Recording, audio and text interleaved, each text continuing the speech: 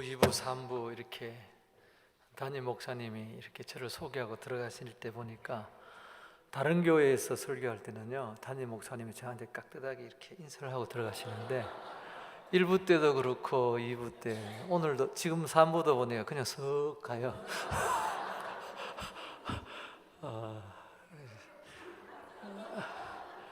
강사 목사가 좀 만만한 모양이에요.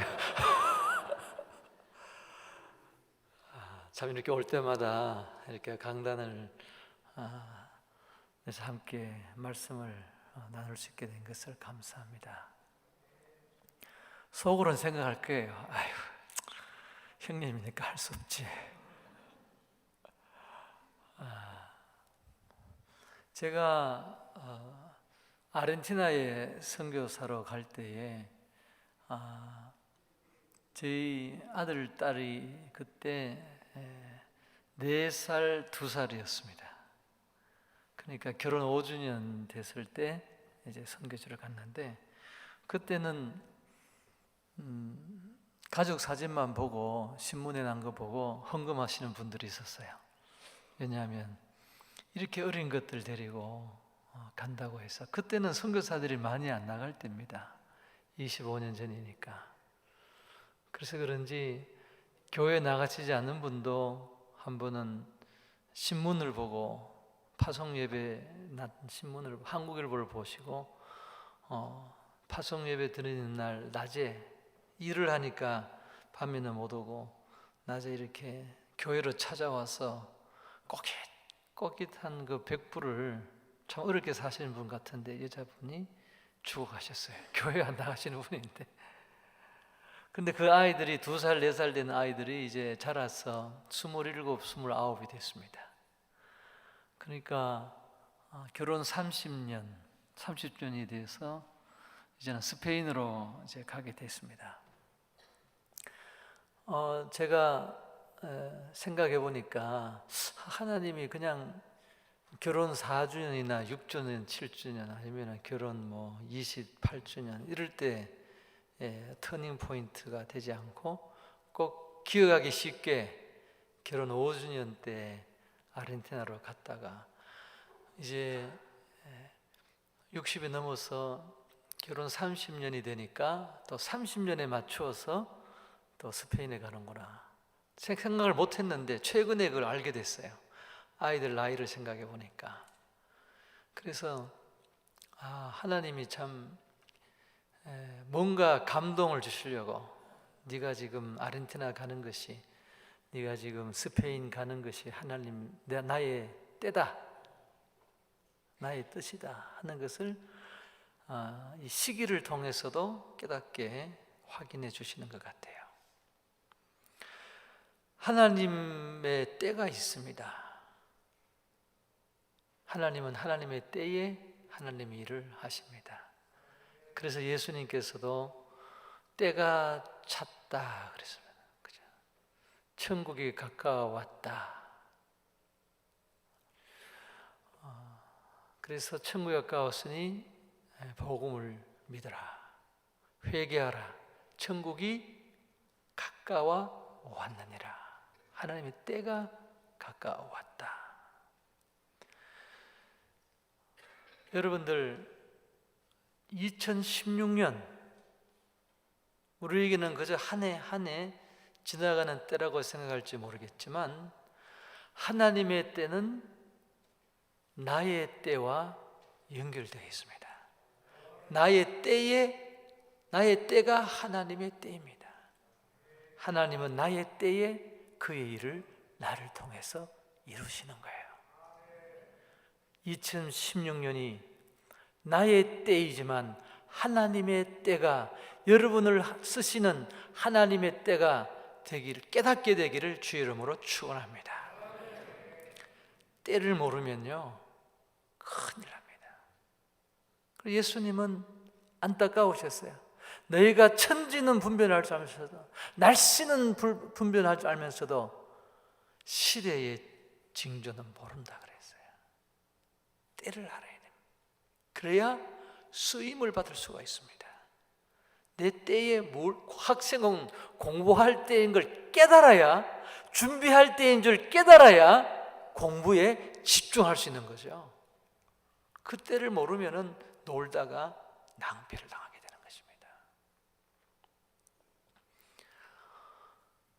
베드로는 한때 때를 몰라서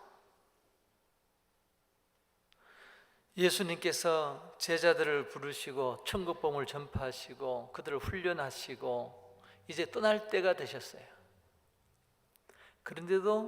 그래서 떠나시고 이제 부활하시고 제자들에게 성령을 주시고 이제 3년간 훈련하는 제자들이 이제는 교회를 이루어서 천국 복음을 땅끝까지 전파하고 예수 그리스도의 증인이 될 때가 오고, 그리고 베드로는 수제자로서 그 앞장서야 될 때가 가까워오고 있는데, 제자들도 그때를 몰랐고 베드로도 그때를 몰랐고 그랬습니다. 그래서 잠을 잤죠. 시험에 들었죠. 예수님을 3번이나 부인했죠. 때를 아는 것은 중요합니다. 그래서 베드로는 온 로마 제국 산하에 흩어져 있는 이민교회들에게, 유대인들에게 편지를 보내면서 이제 환난의 때가 다가오고 이제 어려운 때가 다가오는데, 이제는 로마 제국 산하의 서바나까지 복음이 전파돼야 될 때가 오는데, 이민교회를 바라보니까 잠자고 있는 거죠. 그래서 베드로전서 후서를 써서 보낸 것입니다. 만물의 마지막이 가까워왔으니, 그러면서 교회가, 성도들이 지금 무엇을 해야 될 때인가를 말씀하고 있는 것입니다. 마지막에 가까워오면요, 마지막 때에는 어떤 일이 있습니까? 제자들이 마태복음 24장에 예수님께 나아가서 성전을 보여주면서 주님 보세요, 돌 하나 위에 돌 하나가 서지 못하고 다 무너질 것이다. 언제 그런 일이 있을 수 있습니까? 마지막 때에 어떤 일이 있습니까? 처처의 지진과 기근이 있을 것이다. 민족과 민족이, 나라가 나라를 대적하여 일어날 것이다. 실제로 로마 시대 때 그랬습니다. 그러나 예수님은 더 멀리 정말 마지막 때에 되어질 일들도 말씀하셨습니다. 그러나 이 모든 재난을 보거든, 이 모든 것을 보거든 아직도 마지막 때가 아니라 그러셨습니다. 오히려 재난의 시작이다. 정말 마지막 때에는 어떤 일이 일어나느냐? 그러니까 이 세상이 마지막 때에는 어떤 일이 있을 것인가를 말씀하셨습니다. 그것은 로마 제국 안에 다 복음이 전파될 때도 아니고, 천국 복음이 모든 민족, 이 땅의 모든 민족에게 전거되기 위하여 온 세상에 전파되리니 그제야 끝이 오리라. 그때는 로마 제국의 끝이 아니고 세상의 끝을 이야기했습니다. 세상에 로마 제국 산하에 있던 베시계 모든 민족이 복음을 받는 것을 지나서 24,000 세상의 모든 종족이 복음을 받을 때가 온다는 것입니다. 그리고 우리가 사는 우리의 때, 베드로의 때는 로마 제국의 끝이 가까웠지만 지금은 세상의 마지막이 가까운 때에 우리가 살고 있습니다. 사흘이 멀다 하고, 아니 이틀이 멀다 하고, 날마다 테러가 발생하고 있습니다. 어제 오후에도 신문을 보니까, 인터넷 신문을 보니까 부르키나 아프리카 말리 밑에 호텔에 테러가 발생, 알케이다가 공격을 해서 20몇 명이 생명을 잃었습니다. 자카르타에서 이제는 한국에서도 테러가 발생할 때가 멀지 않았습니다. 저희가 가는 스페인에도 그리고 파리에도 계속 테러가, IS 테러가 일어나고 있습니다. 스페인에 IS 테러리스트의 숨겨진 훈련 본부가 있다고 그래요. 그래서 제 아내에게, 여보, 우리가 지금 잘 가는 거야, 잘못 가는 거야? 차라리 몇 년 전에 갈 걸, 결혼 25년 때 갈 걸.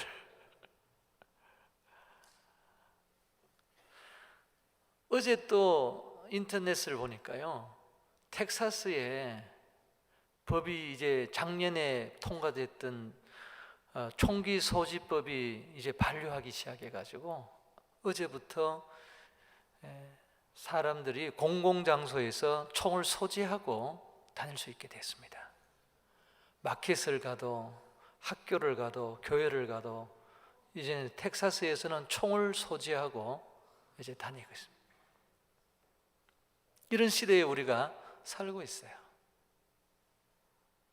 그러니까 지금 텍사스, 오스틴, 달라스, 휴스턴에 가면은 전부 총을 메고 남자고 여자고 85만 명이 총기 소지 허가를 받았습니다. 그리고 점점 많아집니다.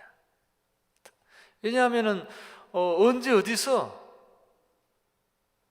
총이 난사될지 모르니까 교회도, 극장도, 슈퍼마켓도, 몰도 안심할 수가 없습니다. 지난 크리스마스 때도, 뉴이어 때도, 블랙 프라이데이에 혹시 여러분들 가운데서 그렇게 생각하셨을 거예요. 혹시 총기 난사겠지 않을까? 가도 괜찮을까? 토론토도 안전지대가 아닙니다. 많은 다민족이 살고 있습니다. 이런 시대에 우리가 던져야 할 질문이 무엇입니까? 바울은 예수님을 만난 다음에 첫 번째 질문이 주여 누이시니까?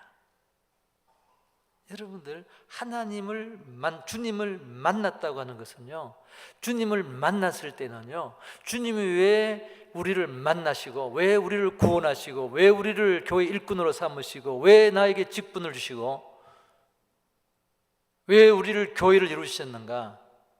주여 누구십니까? 주님을 만난 그때는요, 어떤 때냐? 두 번째 바울의 질문이 무엇입니까? 주여 내가 무엇을 하오리까?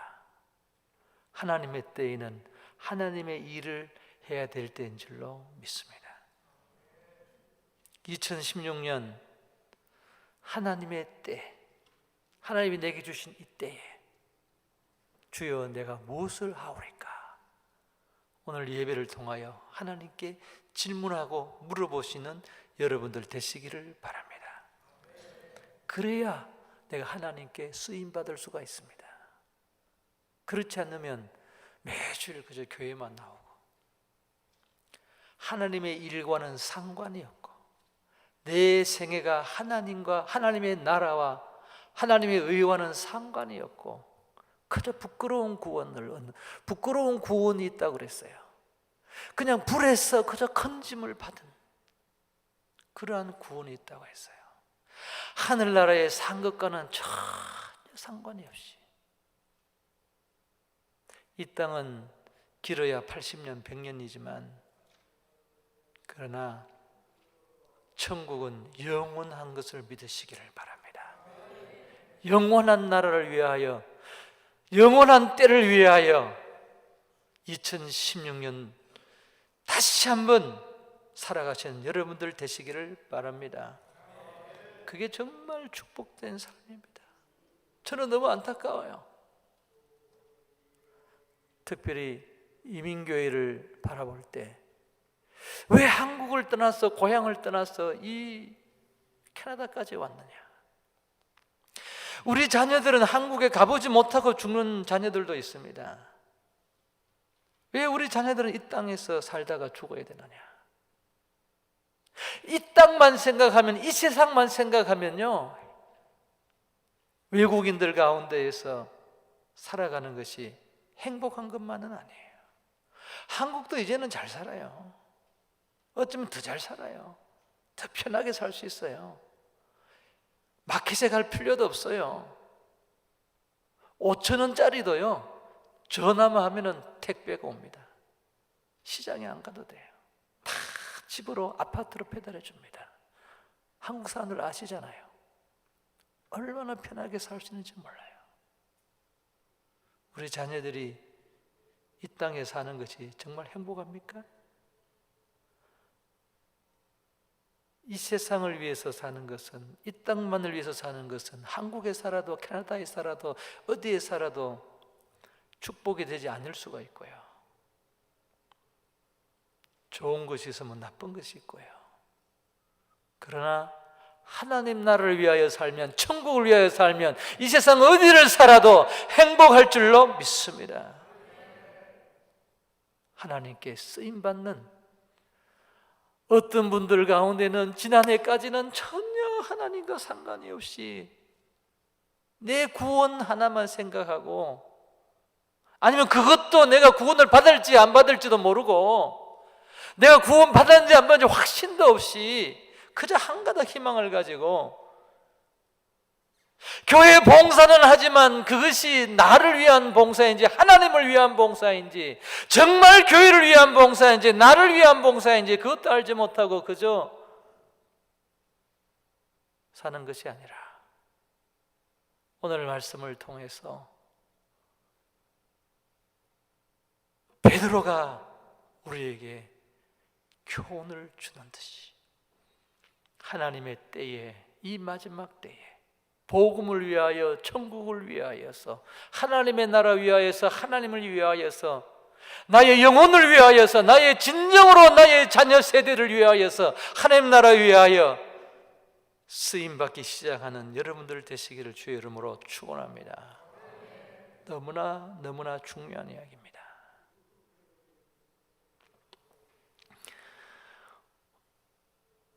베드로는 자기의 경험을 통해서 마지막 하나님의 때인지를 몰랐을 때, 하나님의 때를 몰랐을 때 그는 잠잤습니다.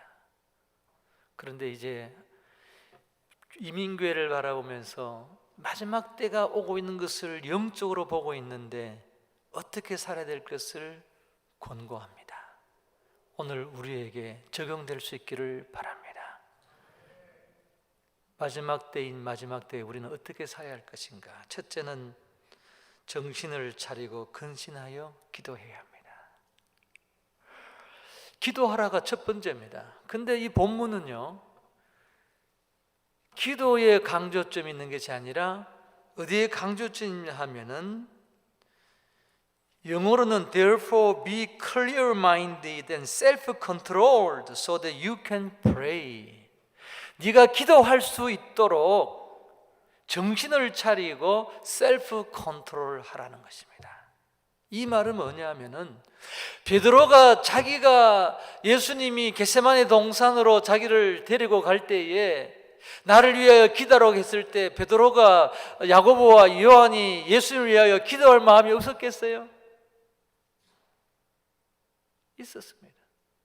내가 고민하여 죽게 되었으니 나를 위하여 기도해달라고 하고 돌 하나 던질 만큼 가까이 가서 기도하시는데, 울부짖는 예수님의 기도를 들으면서, 몸부림하는 예수님의 소리를 들으면서 왜 잠에 빠져들었을까요? 마음은 원이로되 육신이 약하도다. 왜 육신이 마음을 따라가지 못했을까요? 정신을 차리지 못해서 그랬어요. 관심이 딴 데 가 있어서 그래요. 지금 마지막 때인지 알지 못하고, 지금 베드로 주님께서 그들에게 무엇을 맡길 때인지를 알지 못하고, 무슨 일을 준비하고 계시는지를 알지를 못하고, 왜 그들을 불렀는지를 알지를 못하고, 여전히 그 순간까지도, 예루살렘 오기 전까지도 누가 더 높으냐 다투었던 그들입니다. 예수님이 이제 예루살렘으로 마지막으로 올라가신다 하니까 이제 이스라엘 나라로 회복하실 때가 온 줄 알고, 하나님의 때가 아니라 자기가 원하는 때가 온 줄 알고, 야고보와 요한은 심지어 어머니까지 대담하고 예수님께 나아가서 좌편에 우편에 앉게 해달라 그랬어요. 그것을 보고 베드로를 비롯한 다른 제자들은 분이 여겼다 그랬습니다. 그들의 관심은 천국에 있는 것이 아니라 하나님의 일에, 나라의 일에 있는 것이 아니라 이 세상 것, 인간의 영화, 사람의 위치, 지위, 인정받는 거기에만 있었다는 거죠. 관심이 딴 데 있으니까 세상적인 일에 바쁘고, 세상적인 것에 바쁘고, 인간의 일을 위한 것에 바쁘고, 육신의 일에 바쁘고, 기도할 정신이 없는 거죠. 지금 시험이 오는 줄 모르죠. 예수님 말씀했어요. 마귀가 너를 밀가루 부르듯 하게 하려고 너를 청구했다. 말해 줬는데도 알지 못하, 정신이 딴 데가 있으니까, 동기가 관심이 다른 데 있으니까, 이 땅의 것이 있으니까, 인간의 것이 있으니까, 하나님의 뜻을 알지 못하니까, 하나님의 일에 관심이 없으니까 기도하지를 못한 거죠. 우리의 관심은 어디에 있습니까? 지금 마지막 때인데, 주님이 언제 오시는지 모르는데, 천국 복음이 모든 민족에게 지금 전파되어 가고 있는데, 시리아까지, 난민에게까지, 지금 유럽에 왜 난민들이 막 몰려오고 있습니까? 하나님의 계획이 무엇일까요? 죽었던 유럽 교회가 지금 다시 일어나고 있습니다. 메르켈 총리가 뭐라 그런 줄 아세요? 몇 개월 전에 제네바 대학에서 독일 메르켈 총리가요, 무슬림이 유럽으로 물밀듯이 들어오고 있는 이때에 유럽은 이제 하나님께 돌아와야 할 때이다, 성경으로 돌아가야 할 때이다, 그렇게 연설을 했어요. 대단한 여인이에요. 영국의 그 전 수상도 그런 말을 했어요. 지금 유럽 교회가 일어나고 있습니다.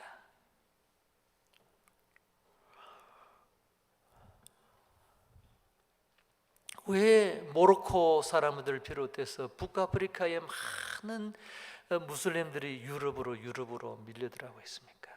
하나님께서 마지막으로 이슬람 선교를 하실 때가 오고 있는 것입니다. 이럴 때에 내가 잠자고 있다면 우리 교회가 무엇을 하고 있느냐? 정신을 차리고 셀프 컨트롤해서, 시간을 매니지를 해서, 지금 내가 내 몸 육체를 위해서, 내 건강을 위해서, 내가 자식들을 그저 위해서 내가 쓰고 있는 시간이 얼마인가? 그걸 기도하는 시간이 얼마인가? 계산해 보시기를 바랍니다. 정말 서부 장로교회가 기도하는 교회입니까? 그렇다면 새벽 기도에 지금 2014년과 15년과 16년도에 새벽 기도의 성도의 수가 얼마나 늘어나고 있는가 계산해 보시, 장로님들 체크해 보시기 바랍니다. 2014년, 15년, 16년도가 밝았는데 내가 지금 TV를 보는 시간이 줄어들고 있는가, 아니면 그대로인가, 오히려 더 늘어나고 있는가 생각해 보시기 바랍니다. 정신을 차려야 됩니다. 어떤 때인가 알아야 합니다. 셀프 컨트롤 해야 합니다. 그것이 정신을 차려 근신하라는 것입니다. 오늘 집에 가셔서 타임 스케줄을 다시 한번 만들어 보시는 여러분들 되시기를 바랍니다. 그래서 더욱 기도하는 교회가 되어서 하나님께 쓰임 받아야 되겠습니다. 기도하면은 보이죠. 기도하면은 느껴지죠. 기도하면은 알게 되죠. 내가 지금 무슨 일을 해야 될지, 내가 무엇을 안 하고 있는지, 내가 해야 될 일이 무엇인지, 하나님의 뜻이 무엇인지. 기도는 뭐예요? 하나님의 뜻을 발견하는 것이 기도예요. 내가 원하는 것을 구하는 것이 아니라, 처음에는 내가 원하는 것을 구하다가 한나도 자기가 원하는 것을 구했어요. 아들을 구했어요. 오랫동안 구했어요. 기도하다 보니까 지금 어두운 때에, 흑암했어요. 영적 어두운 때에 하나님의 일꾼이 필요한 것을 알았어요. 그래서 하나님 내게 아들을 주시면 아들을 받는 것이 목적이 아니에요. 삭도를 그의 대자는 하나님께 바치겠다고, 하나님의 일꾼이 필요한 것을 위해서 깨닫게 된 것이죠. 기도하다가 하나님이 왜 나를 불러주셨는가, 왜 나를 캐나다에 보내셨는가, 하나님의 뜻을 깨달을 수 있는 여러분들 되시기를 바랍니다. 두 번째는 무엇보다도 뜨겁게 서로 사랑할지니, 서로 사랑하라는 것입니다. 사랑의 공동체를 이루라는 것입니다. 왜냐하면 교회가 하나 되기 전에는 하나님께 쓰임받을 수가 없기 때문입니다. 2000년 전에 베드로와 제자들이 만일 서로 사랑하지 않았으면, 하나가 되지 않았으면 어떻게 교회를 이룰 수가 있었겠습니까? 예루살렘 교회 부흥은 없었습니다. 그러니까요, 지금 베드로는 자기 경험적으로 이야기하는 거예요.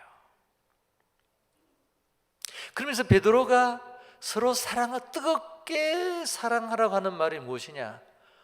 그건 주의를 모여서 뜨겁게 포옹하는 겁니까? 사랑한다는 것은 뭐죠? 어떻게 하면 사랑의 공동체를 이루는 것이죠? 베드로는 사랑은 허다한 뭐를 덮느니라? 죄를 덮느니라. 지금 이제 사랑은 허다한 허물을 덮는다고 그랬는데요.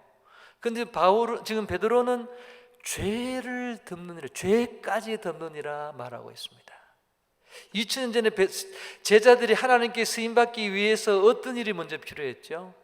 그들이 기도를 회복해야 됐고요, 기도를 배워야 됐고요, 정신을 차려야 됐고요, 하나님 그들을 왜 불렀는지를 깨달아야 됐고요, 그 다음에 필요한 것은요, 서로 사랑하고 하나 되는 게 필요했어요.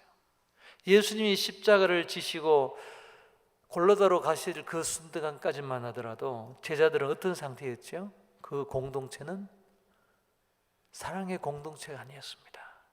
서로 다투고 경쟁하고 미워하고 서로의 허물을 비판하고 그런 관계였습니다.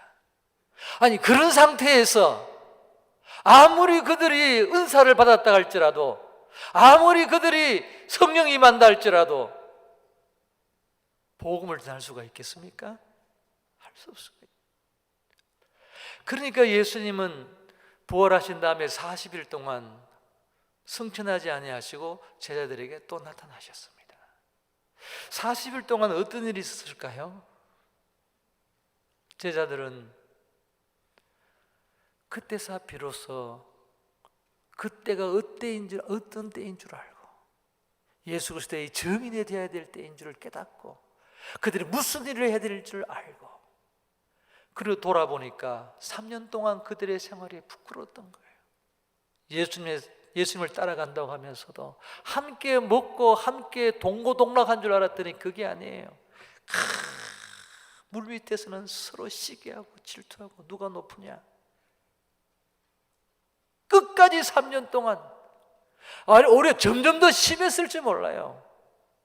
처음에는 예수님을 따르니까 좋았지요. 5,000명 먹이고 같이 쓰임 받으니까 좋았지요. 어떤 프로젝트 할 때 좋았지요. 예수님이 사람들을 막 낫게 하고, 그래서 가버나움에서 그 많은 귀신을 쫓아내고, 그리고 병자를 고치고, 그 다음날 아침에 많은 사람들이 몰려오니까 신이 났죠. 막 마음이 하나가 된 것 같아서요. 예수님이 와서 예수님 많은 사람이 주를 찾습니다. 하나가 된 것 같았어요. 그렇지 않았습니다. 예수님은 아니다, 우리가 다른 가까운 마을들로 가자. 거기서도 전도하리니 내가 이를 위하여 왔노라. 그들은 하나가 되지 않았어요. 예수님 마음을 몰랐어요. 예수님이 이 땅에 왔는지 몰랐어요. 그저 그 공동체 안에서 그저 높아지기만을 원한 거죠. 그러나 부활하신 예수님을 만났을 때 그들은 깨달았습니다. 회개하기 시작했습니다. 서로 받아주기 시작했습니다. 12명 전부 다 허물이 있었어요. 서로의 잘못한 것이 있었어요. 서로가 알아요. 한 명도 잘난 사람 없었어요. 베드로는 주저했지만 예수님을 3번이나 부인했어요. 제자들이 다 알았어요. 그런 리더를 어떻게 따를 수가 있겠어요? 그런데 따랐습니다. 왜? 사랑했기 때문에. 사랑은 허다한 허물이 아닙니다. 죄까지 덮습니다. 서부장로교회 성도님들, 구역에서, 성교회에서 주의 일을 할 때, 건축할 때는 다 하나 같았죠. 그러나 실상은 어떻습니까? 이 마지막 때에 하나님께 쓰임받는 천국을 전파하는 교회가 되시기를 바랍니다.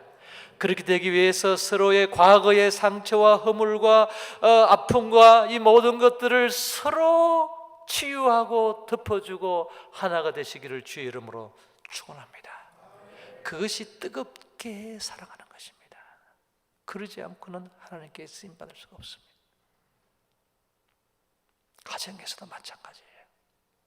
보세요. 가늠한 여인을 예수님께서 나도 너를 정죄하지 않으노니 가서 다시는 죄를 짓지 말라. 이것이 복음입니다. 과거의 문제를 가지고 따지지 마시기 바랍니다. 비판하지 마시기 바랍니다. 용서하지 못하는 그런 일이 없기를 바랍니다. 과거의 그 어떤 허물과 상처가 여러분들 가운데 있다 할지라도 서부교회 성도들이여, 서로를 받아주며 서로의 허물과 죄를 다 덮어주고 받아주어 사랑의 공동체를 이루어 하나님께 세움받는 교회가 되시기를 주의 이름으로 축원합니다. 축원합니다. 그래야 초대교회를 이루는 것입니다. 세 번째는 서로 대접하기를 원망 없이 하라. 예루살렘 교회의 문제가 무엇이었습니까? 서로 용서하고 하나가 되어서 나가려고 하는데 원망하는 일이 생겼습니다. 여러분들, 구제하고 대접하는 일은 굉장히 비밀입니다. 상대방의 허물을 덮어주고 죄를 가리워주고 하나가 되는 것은요, 소극적인 사랑입니다. 정말 사랑의 공동체를 이루려면요, 서로 대접해야 됩니다. 나의 것을 가지고 상대방을 대접해야 합니다. 바나바 같이. 그런데 이 대접을 한다고 하는 것은요, 상대방에게 나의 것을, 대접은요 안 해도 돼요. 사실은요, 용서는 누구나 해야 됩니다. 용서는 그리스도인의 책임입니다. 왜? 내가 용서받았으니까. 그런데요, 그거 가지고 다 되는 게 아니에요. 예수님이 놀라운 비밀에 말씀하셨습니다. 너희가 남에게 대접을 받고자 하는 대로. 우리는요, 다른 사람의 인정받는 것만 가지고도 안 돼요. 우리는 대접을 받기를 원합니다. 그게 사랑을 받기 원하는 마음이 있는 거예요. 근데 너희가 사랑을 받기 원하거나 대접받기 원하거나 너희도 남을 뭐라고? 대접하라. 그래야 사랑의 공동체가 되는 것입니다. 그래서 예루살렘 교회가 능력 있는 교회로 말씀이 흥왕하고 정말 사도행전 6장 이후에 온 유대와 사마리아 땅끝까지 복음을 전하는 교회가 될 수 있었던 것은 사도행전 6장에 구제 문제를 해결했기 때문입니다. 원망하는 일을 해결했기 때문입니다. 우리 서부교회 성도들 안에는요, 또 여러분들 가정 안에는 원망하는 일이 없기를 바랍니다. 쉽게 이야기하면요, 설거지도 한 사람이 하는 가정이 있어요. 그러면 그분은 설거지 하지만 항상 원망하는 마음이 있습니다. 남편도 설거지를 해야지요. 어떤 집은요, 남편만 하는 집이 있어요. 그 남편이 기쁨을 하겠습니까? 아내도 가끔 하시기를 바랍니다. 요즘 말세가 돼가지고 서로 대접해요. 대접은 적극적인 사랑입니다. 여러분들 돈이 없으면요, 내가 가진 것 쓰면은 가지고 있는 것 가지고 대접을 해야 돼요. 카드라도 보내야 돼요. 한 끼 식사라도 대접해야 돼요. 서로 대접을 하였어야 돼요. 이 대접에는요, 비밀이 있습니다. 저는 아버님께서 카나다에 36년 전에 오셔가지고 교회를 개척하시고, 동생은 군대 가고 저는 혼자 살았습니다. 그때 교회 장로님들이 제게 참 잘해주셨어요. 어떤 장로님은 매주 토요일 날 자기 집으로 오라 그래가지고 저녁 식사를 맛있게 해주고, 정말 불쌍하게 생각했나 봐요. 그래가지고 또 잠을 따뜻하게 재워주고, 아침에 또 식사하고, 그리고 장로님 차를 타고 교회까지 같이 갔어요. 1년을 그렇게 변함없이. 그래서 저는요, 그 자녀들, 그 장로님의 자녀들을 위해서 아직도 기도하고 있어요. 그래서 저는 기도해, 하나님, 내가 그 자녀들을 도와줄 수 있게 해주세요. 그래서 작은 일이라도 돕고 도와주려고 그래요. 대접을 하는 것은요, 사랑의 공동체를 이룰 뿐만 아니라 나아가서 다음 세대까지 하나님의 복을 누리게 하는 것입니다.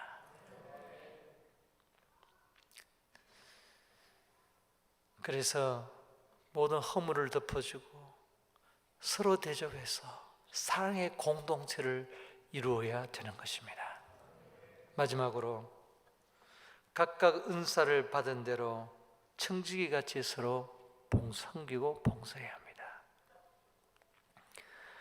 이 굉장히 중요한 겁니다. 하나님의 일은 어떻게 하죠? 지금까지 믿음의 공동체가 되고 사랑의 공동체가 되는 것은, 이건 하나의 정말 교회를 이루는 것입니다. 그러나 하나님의 일은요, 우리의 은사를 통해서 이루어지는 것이에요.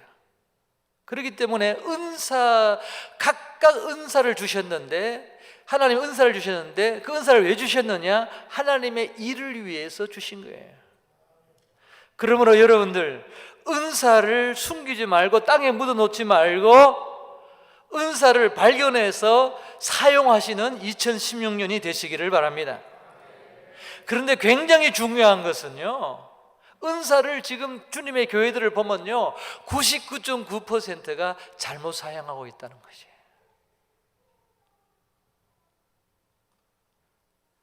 자기 은사가 아닌데 자기 은사대로 사용하려고 다른 사람처럼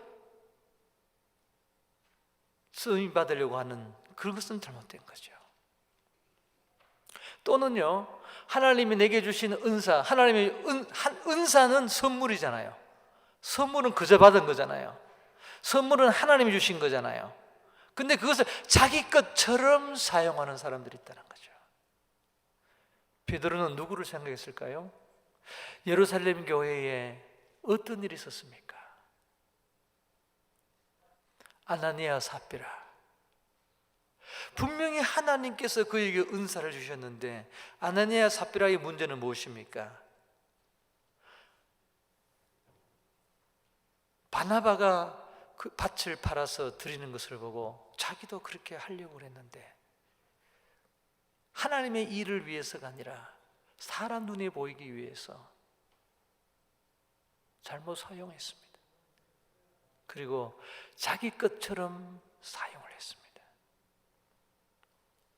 11절에 보니까 만일 누가 말하려면 하나님의 말씀을 하는 것 같이 하고, 누가 봉사하려면 하나님이 공급하시는 힘으로 하는 것 같이 하라 그랬습니다. 이게 번역이 잘못됐습니다. 가치가 아닙니다. 하나님의 말씀을 전하는 사람은 하나님의 말씀인 줄 알고 믿고 하나님의 말씀을 전하라는 것이고요, 하나님의 말씀을 전하는 것이라는 걸 말하는 거고요, 하나님이 봉사하려면 하나님이 공고하신 힘으로 하라는 것이에요. 힘으로 하는 것 가치가 아니에요. 하나님이 주신 힘, 그것은 하나님이 주신 것이니까 하나님이 주신 것인 줄 알고 하라는 것입니다.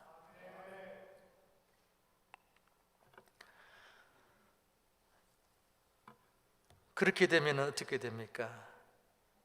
범사에 예수 그리스도로 말미암아 하나님이 영광을 받으시게 하게 된다는 것입니다.